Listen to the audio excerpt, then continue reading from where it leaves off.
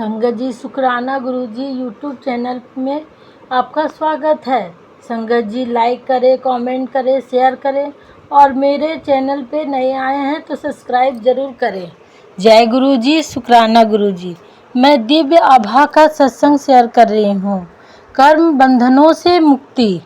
ज्योति वर्मा के सास और ससुर दोनों को रक्त कैंसर होने का निदान हुआ था। इस समाचार के पश्चात ज्योति वर्मा और उसके पति देहरादून में अपना कारखाना और पेट्रोल पंप बेचकर दिल्ली आ गए थे। देहरादून की तुलना में दिल्ली में रहना अधिक महंगा था। वर्मा परिवार में उनके 2 बच्चों के अलावा उनके माता पिता भी थे। उन्हें लगता था कि यहाँ पर वह कभी भी सुख और समृद्ध जीवन व्यतीत नहीं कर पाएंगे। उन्हें प्रतीत होता था कि कर्मों के बंधनों में जकड़े हुए वह सब किसी अंतहीन अंधेरी गुफा में फंसे हुए बिना किसी दिशा के चक्कर काट रहे हैं। कर्मों के चक्र उन्हें घुमा रहे थे। नव जीवन पुनः आरंभ करने के लिए उन्होंने किसी अन्य छोटे शहर में रहने का निश्चय कर लिया था। यहाँ तक कि देहरादून से आने के बाद उन्होंने अपना सामान भी नहीं खोला था। फिर एक मित्र के कहने पर जिसकी बेटी के विवाह में वह गए थे, वह गुरुजी के पास पहुँचे। अगले दिन वह एम्पायर स्टेट आए और उन्होंने घंटों बैठकर गुरुजी का आशीर्वाद प्राप्त किया। उनकी आर्थिक चिंताएं इतनी अधिक थी कि गुरुजी के यहाँ आते हुए ज्योति ने अपने पति को कहा कि प्रतिदिन 500 रुपये का पेट्रोल व्यय कर गुरुजी के पास आने का तात्पर्य समझ नहीं आ रहा था। वर्मा परिवार गाजियाबाद में से एम्पायर स्टेट आते थे, जिसकी दूरी कम नहीं है। उन दिनों 7 दिन संगत होती थी और वह वहाँ पर जिसे खींचे चले आते थे। उन्हें अचानक आश्चर्य हुआ जब सब व्यथाएं धीरे धीरे दूर होने लगी। गुरुजी के निर्देशन में कर्मों की कसी हुई रस्सियां ढीली हो रही थी।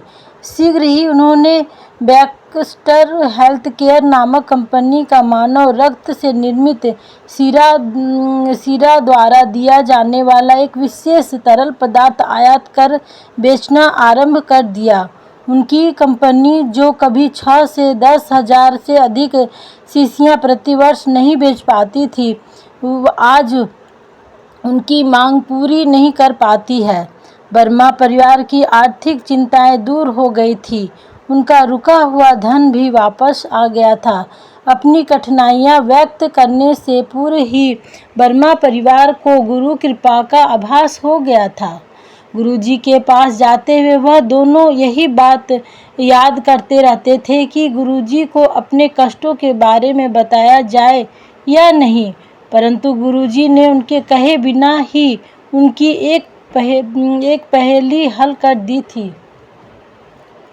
इस बीच ज्योति वर्मा के ससुर के स्वास्थ्य में भी परिवर्तन आया।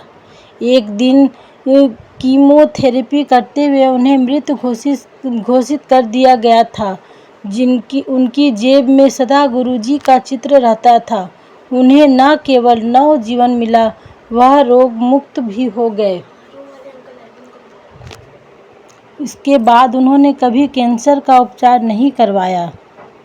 अपने अनूठे तरीके से गुरुजी ने उनके पति को भी जीवन रक्षा करी। एक बार उन्होंने संगत से आज्ञा लेते समय उनके पति को बैठने को कहा। 5 मिनट के उपरांत उन्होंने जाने की आज्ञा भी दे दी।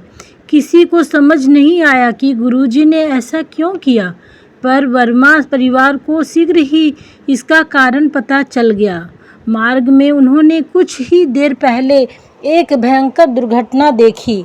यदि गुरुजी ने उनका निकलना नहीं रोका होता तो उनका भी संभवतः यही परिणाम होना था। गुरुजी की कृपा ज्योति के संबंधियों पर भी हुई है। शरीर के मेरुदंड में एक चक्र के हिलने से उनके पति शैया पर थे। 1.5 माह तक गुरुजी ने उनके बारे में पूछा भी नहीं। फिर अचानक एक दिन उन्होंने उन्हें हल्दी वाला दूध पिलाने को कहा। उसे पीकर वह स्वस्थ हो गए। ज्योति के एक घनिष्ठ संबंधी जो लखनऊ स्थित हिंदुस्तान एरोनॉटिक लिमिटेड में एक वरिष्ठ अधिकारी थे, की विचित्र समस्या थी। उनकी अपने वरिष्ठ अधिकारी से अनबन थी और उस अधिकारी ने उनकी पदोन्नति रोकी हुई थी। उन्होंने मन ही मन पद त्यागने का निश्चय कर लिया था, परंतु गुरुजी की दया से उनकी पदोन्नति हुई और हैदराबाद स्थानांतरण हो गया। चेन्नई में अपने साक्षात्कार के उपरांत उन्होंने स्वयं कहा था कि उनकी पदोन्नति असंभव है। आज वह भी प्रसन्न है और कुछ बड़े विभागों का कार्य संभाले हुए हैं। गुरुजी के संरक्षण में गुरुजी अपने भक्तों को प्रतिकूल परिस्थितियों से भी बचाते हैं।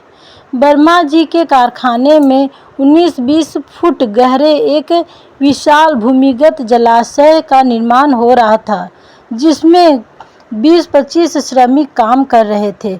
अचानक उसमें एक बड़ा पत्थर गिरा और सब श्रमिक खतरे को भांपते हुए बाहर आ गए।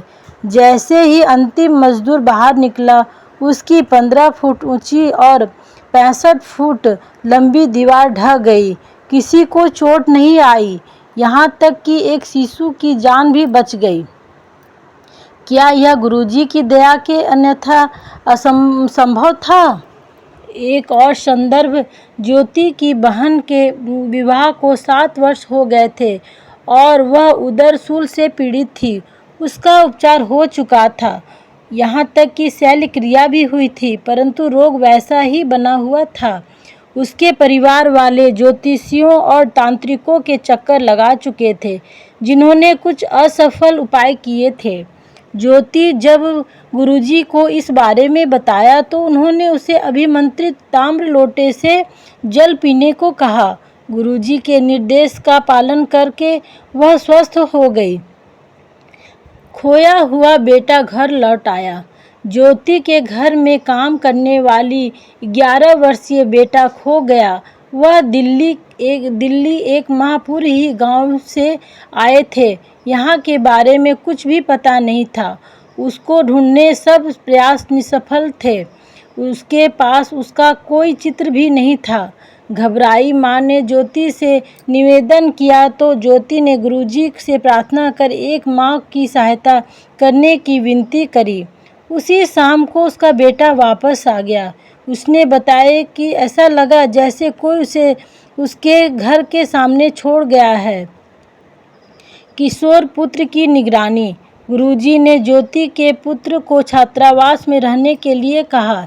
यह उसके लिए पहला अवसर था जब वह घर से दूर अकेला रह रहा था और अक्सर उदास हो जाता था। एक दिन उसके सब मित्र उसे छोड़कर अपनी महिला मित्रों के साथ समय व्यतीत करने चले गए। वह मन ही मन दुखी होता रहा कि उसकी कोई ऐसी मित्र नहीं है, उसमें कोई हानि तो नहीं है, केवल समय व्यतीत करने का अच्छा तरीका है। यह सोचते हुए वह सो गया। अचानक गुरुजी उसके स्वप्न में आए और उन्होंने उसे डांटा। भयभीत पसीने में भीगा हुआ वह जगा तो 2 बजे थे। उठकर गुरुजी से प्रार्थना करने के पश्चात ही उसे ठीक से नींद आई। उसने जब यह प्रसंग ज्योति को बताया तो आश्वस्त हुई कि गुरुजी पुत्र का ध्यान रख रहे हैं। ज्योति कहती है कि गुरुजी की शरण में आने के बाद कुछ सोचने की आवश्यकता नहीं है, लेकिन किंतु परंतु के बारे में भूल कर अपने मन में समर्पित करना ही पर्याप्त है। हम उनके पास दीर्घकालिक रोगी की भांति आते हैं और वह सब समस्याएं और कष्ट अहित दूर कर देते हैं। गुरुजी की पद्धतियों को समझना संभव नहीं है। उनके आशीर्वाद अक्सर प्रत्यक्ष होते हैं, अप्रत्यक्ष होते हैं। हम अपने मानवीय प्रकृति के कारण अपनी समस्याएं बोलने को बाध्य होते हैं। जब उनको अंतिम आश्रय मानकर आए हैं तो तुरंत हल मिलने की बात सोचना सही नहीं है। केवल आस्था और संपर्क के भाव उनमें मेल करवाते हैं और उससे ही भविष्य उज्जवल होती है। कहावत है, जितना गुड़ डालोगे उतना ही मीठा फल पाओगे। भक्तों को इतनी ऊर्जा मिलती है कि कोई उनको हानि नहीं पहुंचा सकता है। श्रीमती ज्योति वर्मा, गाजियाबाद द्वारा कथित। जय गुरु जी, शुक्राना गुरु जी।